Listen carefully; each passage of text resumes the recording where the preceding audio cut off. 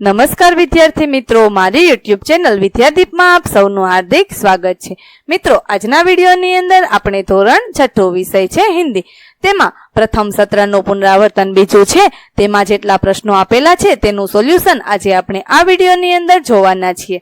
વિદ્યાર્થી મિત્રો, જો તમે મારી ચેનલમાં નવા હોય તો મારી ચેનલને જરૂરથી સબસ્ક્રાઇબ કરો, વિડીયો લાઇક કરો, શેર કરો અને બેલ નોટિફિકેશન આઇકોન ઓન કરો, જેથી આગળના દરેક નવા વિડીયોની નોટિફિકેશન તમારા મોબાઈલની સ્ક્રીન પર મળી શકે. તો ચાલો વિદ્યાર્થી મિત્રો શરૂ કરીએ. ધોરણ 6 વિષય છે હિન્દી, તેમાં પ્રથમ સત્રનું પુનરાવર્તન બીજું. તેમાં પેલો પ્રશ્ન આપેલો છે, નિમ્નલિખિત પ્રશ્નો કે उत्तर दीजिए. પેલો प्रश्न છે, सूरज की किरणें क्या करती है? तो जवाबમાં આવશે, सूरज की किरणें रोज पृथ्वी पर आती है और अंधकार को दूर भगाकर सारे संसार को प्रकाशित करती है. ત્યાર પછી બીજો પ્રશ્ન, दीपक से आप क्या सीखते हैं? जवाब, दीपक हरदम जलता रहता है, यह अपने आप को जलाकर दूसरों को प्रकाश देता है. उससे हमें यह सीख मिलती है कि हम कष्टों से न घबराइए, हम खुद कष्ट सहकर ही दूसरों के कष्ट दूर कर सकते हैं. ત્યાર પછી ત્રીજો પ્રશ્ન, रेशमा ने अपनी माँ के काम में किस तरह मदद की? रेशमा की माँ ने बर्तन और डिब्बे उतारकर साफ कर दिए थे. रेशमा ने डिब्बे पर लेबल लगाए, फिर वह एक एक बर्तन और डिब्बा माँ को पकड़ाती गई और माँ उन्हें व्यवस्थित ढंग से रखती गई. इस प्रकार पहिएदार कुर्सी पर बैठे बैठे रेशमा ने माँ की मदद की. ત્યાર પછી ચોથો પ્રશ્ન છે, माँ ने रेशमा को बाजार क्यों भेजा? जवाब, माँ को लड्डू बनाने के लिए कुछ सामान की जरूरत थी. पिताजी दफ्तर चले गए थे. बेटा गोलू अभी बहुत छोटा था. दादा और दादी बहुत बुजुर्ग थे. माँ को परेशान देखकर रेशमा ने माँ से कहा कि आप मुझे सामान की सूची और एक थैली दे दीजिए, सामान में ले आऊंगी. रेशमा की आवाज में दृढ़ता थी. वह पहले भी एक बार सामान ला चुकी थी, इसीलिए रेशमा पर भरोसा करके माँ ने उसे बाजार भेजा.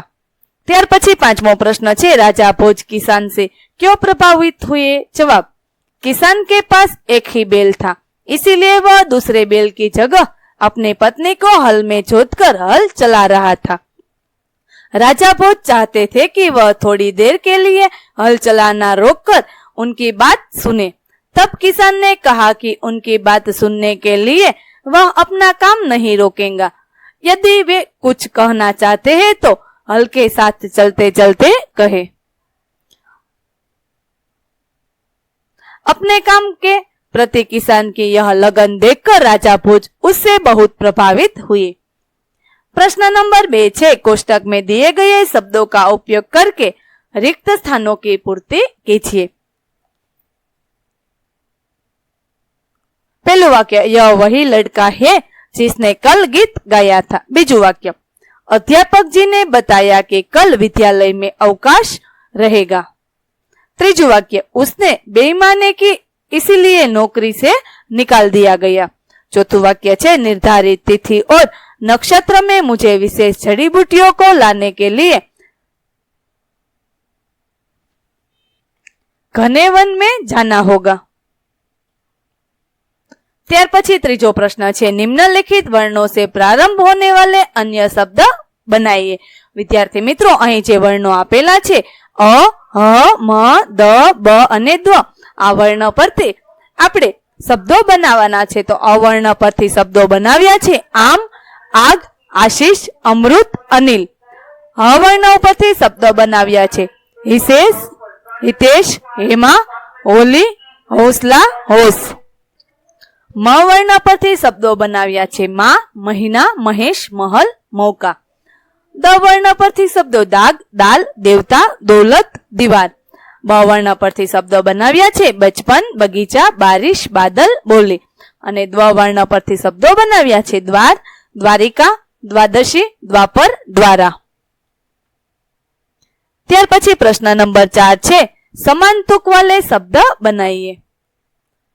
તો અહીં દુર્ગુણ શબ્દ આપેલો છે, તેના જેવા આપણે શબ્દો બનાવવાના છે. તો શબ્દો બનાવ્યા છે, નિર્ગુણ, સદગુણ, અવગુણ, પ્રગુણ, બહુગુણ.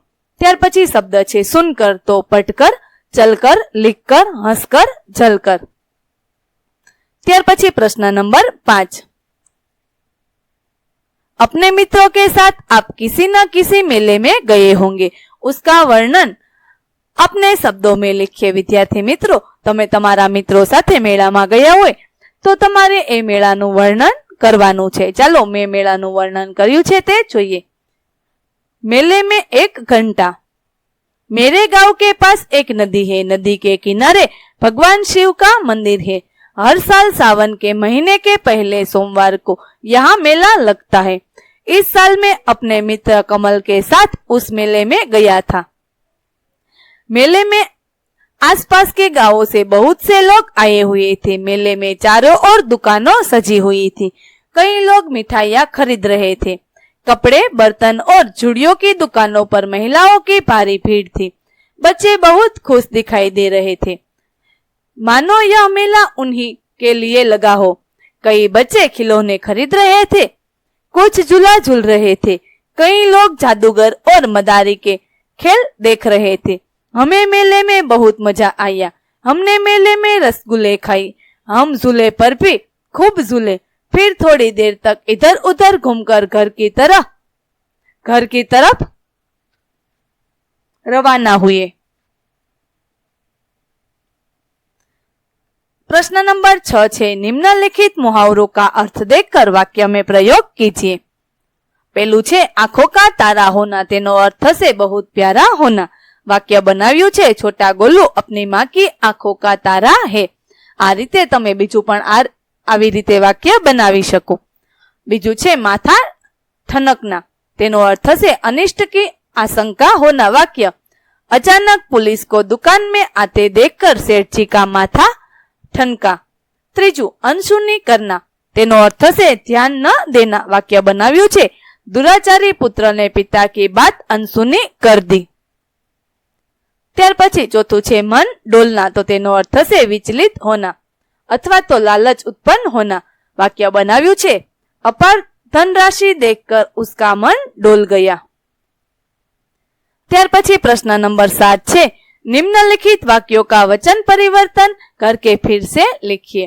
પેલું વાક્ય આપેલું છે નદી બહતી है, તો આ વાક્યનું આપણે વચન પરિવર્તન કરીએ તો વાક્ય બનશે નદિયા બહતી है। તો આપણે જે વાક્ય સુધાર્યા છે તે જોઈએ। બીજું વાક્ય બનશે મહિલા પૂજા कर रही है। ત્રીજું વાક્ય पेड़ पर कबूतर बैठे हैं। चौथું वाक्य उन्होंने खाना खा लिया। પાંચમું વાક્ય वो आ रहा है। ત્યાર પછી प्रश्न नंबर 8 છે, निम्नांकित संकेतों को पहचान कर उनके नाम लिखिए। विद्यार्थी मित्रों, અહીં જે સંકેતો આપેલા છે તે ઓળખી અને તેના નામ આપણે નીચે બોક્સમાં લખવાના છે। તો આ સંકેત આપેલો છે તે ખતરા।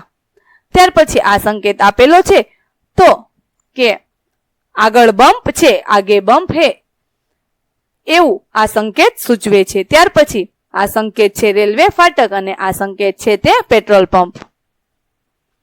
प्रश्न नंबर 9, निम्नलिखित काव्य पंक्तियों का भावार्थ लिखिए। विद्यार्थी मित्रों, અહીં જે કાવ્ય પંક્તિ આપેલી છે, दीपक को देखो कैसे यह हरदम जलता रहता है, अपना अंतर जला जला कर रोशन जग को करता है। આ કાવ્ય પંક્તિનો આપણે ભાવાર્થ જોઈએ। दीपक को देखो वह हरदम कैसे जलता रहता है, वह अपना हृदय जलाता रहता है लेकिन दुनिया को उजाला देता है। ત્યાર પછી પ્રશ્ન નંબર 10 છે, નિમ્નલિખિત શબ્દો કા વાક્ય में प्रयोग कीजिए। પહેલો શબ્દ છે सूरज, તો આપણે વાક્ય બનાવીએ કે सूरज हमें प्रकाश देता है। આ રીતે તમે બીજું પણ વાક્ય બનાવી શકો। શબ્દ છે ધરતી, વાક્ય બનાવ્યું છે हम सब धरती माँ के बच्चे हैं। ત્રીજો શબ્દ पेड़, વાક્ય બનાવ્યું છે पेड़ हमारे मित्र है।